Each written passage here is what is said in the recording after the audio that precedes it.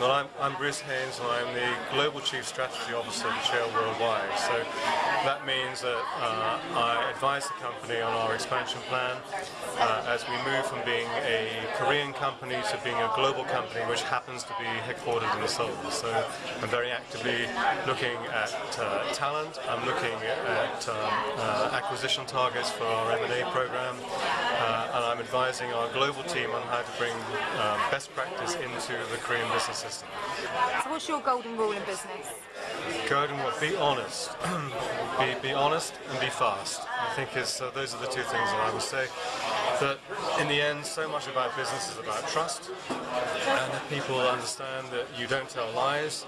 Sometimes you have to give bad news. It's best to give bad news quickly and get it out of the way, and then you can move on. So honesty and fairness, I would say.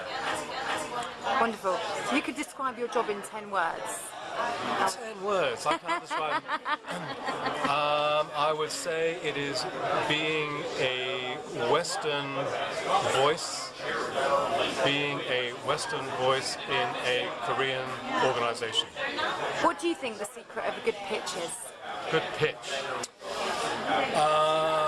Someone once told me, one of the pitch consultants in London told me that I asked her, what do new business clients look for when they go into the room? And she said they look for their account director because they know the reputation of the agency in terms of its creative reputation, its strategic planning reputation. So they're expecting some great product, but they want to know who's going to look after them. So I think the first thing is to make sure that they know who their point person is, their account director, and make sure that that connection is there. Then it's usually, I think, about giving them something which they can immediately see as an answer to a problem. Because I think sometimes agencies forget that when clients are in the pitch process, it's not necessarily because they think it's a great idea. In fact, it's a pain. They've usually got a real problem and they want a solution. So get to the solution, get to a point where they can see there is a solution on the table very, very quickly. Don't bullshit. Don't dress it up too much. Don't overplay it. Just say to intelligent people, here is a solution to your business problem. What do you think true leadership looks like? I think I'll come back to what I said about my business philosophy about truth and fairness. I think those two things drive true leadership. Leaders need to be able to they need to have a grasp of the minutiae of business, so they really need to understand detail, but they also need to have that distance so they can pull back and look at the whole thing. They need to be able to trust people that they have working for them. They chose them, so they have to trust them to do a great job. And if they don't do a good job, then that's another conversation. But trust is absolutely important. And I think that trust needs to be rewarded by fairness and honesty. So it's people who can spot potential in people, allow them to do their job, be close enough to the details to know when they're not doing their job well, but to have that space to allow them room to breathe and room to grow. Which marketer have you met who has impressed you most and why? I'm going to go back a long, long way. When I was a youngish account director, I ran a lot of what was then IDV business, which is now brands now in Diaries. And we had a lineup on Smirnoff, which was extraordinary. Tim Ambler was then the managing director. Stephen Lewis was the marketing director. Ian Hanna was the group brand manager, and Chris Searle, who's now West Bay and Bacardi, was the brand manager. That was the lineup of my client. I was at Y&R, and we had a brand which was just flying, and it was the most exciting thing when Smirnoff went over 1 million cases. It was a great thing to work on because it was creatively led. I mean, the combination of that client team working together with a great agency team really built Smirnoff in the UK. And I would say that Tim Ambler, at the top of the business, he was extraordinary. equally, I mean, as the MD, coming back to what we were saying about minutiae, I remember going into his office once, and it wasn't a Smirnoff issue. He called me and he knew I was over there, and he put down a plastic cork, and he said, "What do you think about that?" And I said, "Well, it depends really where you're going to stick it." And he said, "Well, supposing you're going to stick it into the neck of some of our wine brands." And I would say, "I would think you were mad. You know, this it's cheap and it's tacky." And he said, "Yep."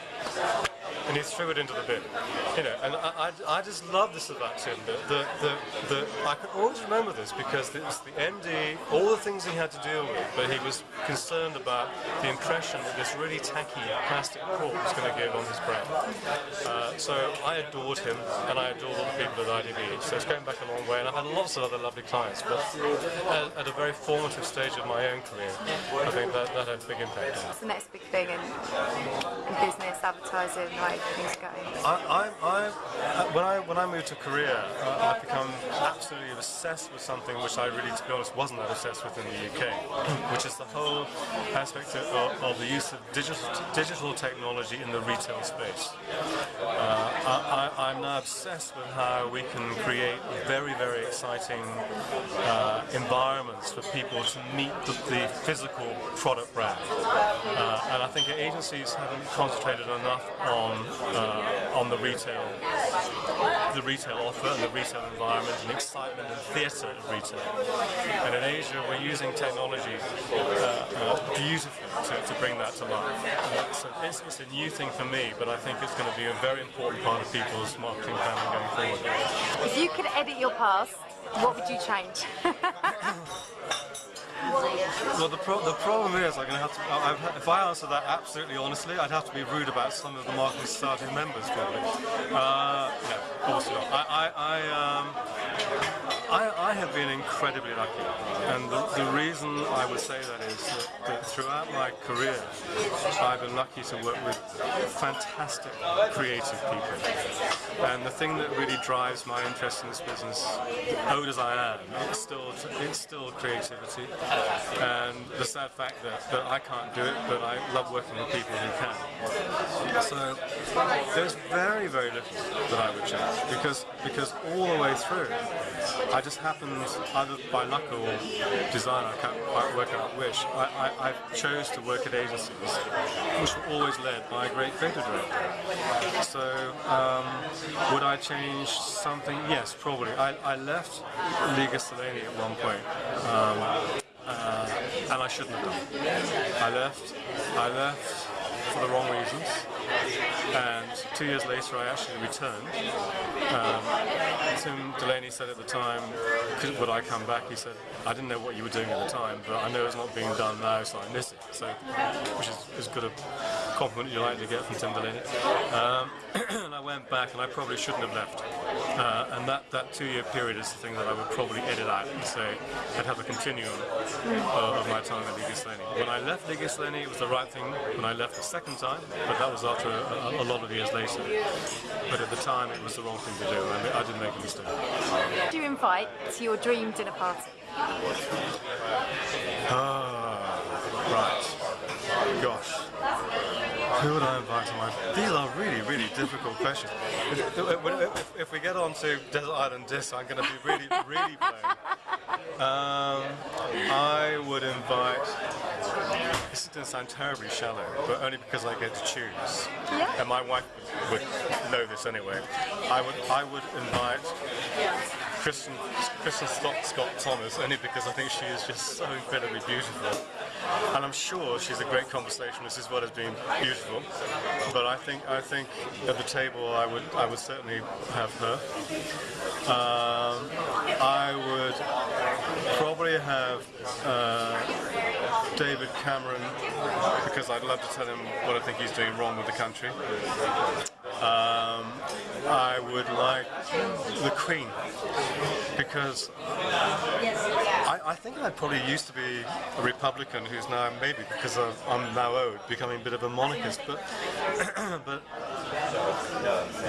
the more you see what the Queen has done and her contribution to the country, it's staggering. I mean, this is a woman who's met every important person in the world over the last, 70 years, and can tell you stories about them all. And I'm sure she'd be far too discreet to do it, but maybe if we gave her a few gin and Gibbonies or something or other, she would loosen up and tell us all those secrets.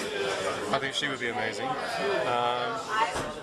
And I think I would probably have to have Keith Richards, because I've just read his autobiography, and boy, does he have a story to tell. What advice would you give your 18-year-old self, or someone that's starting out, that's embarking on this marketing journey? What would you give advice? I would say, I would talk about confidence, actually. I think to be in our business, you have to have confidence in your own views. And an earlier question is, what will I edit out? I think, and some of my friends might find this quite hard to believe, but I've always been very, very shy of voicing my own opinions, and I've never felt that people would be particularly interested in them. And it took me a long time into my career where I suddenly realised actually people and clients were paying for my advice, so it rather made sense to give it to them. So I would say that is to think original thoughts, to think big thoughts, and don't be afraid to express them. Don't be shy of expressing an opinion at any age. And sometimes you'll be right, sometimes you'll be wrong, sometimes you'll be inspirational, and sometimes you'll be stupid, but at least you'll be fun. So lastly, obviously you're a fellow of the Marketing Society. What's been your experience? What have you enjoyed being part of our brilliant network? So I'm not actually a particularly clubby person, but which again may surprise some people, my friends in London, when I say that. But I think the UK is almost unique at having societies within it, like the Marketing Society, like the IPA, like ISPA, like the AA, who see a common purpose and a mutual advantage through cooperation. And that whole aspect of people seeing that we will all be better if we collaborate and we share. We can still be intensely competitive in our businesses, but we've got more in common than we have. This separates us, and bringing all that together is a uniquely British thing. I mean, I've worked globally for a long time, and I just don't find it in other markets. And I think it's one of those things about the British system, which is absolutely laudable and wonderful. The Marketing Society is a great example of how practitioners can come together, can share experiences, can help everyone improve, and then the whole aspect of British marketing can be raised.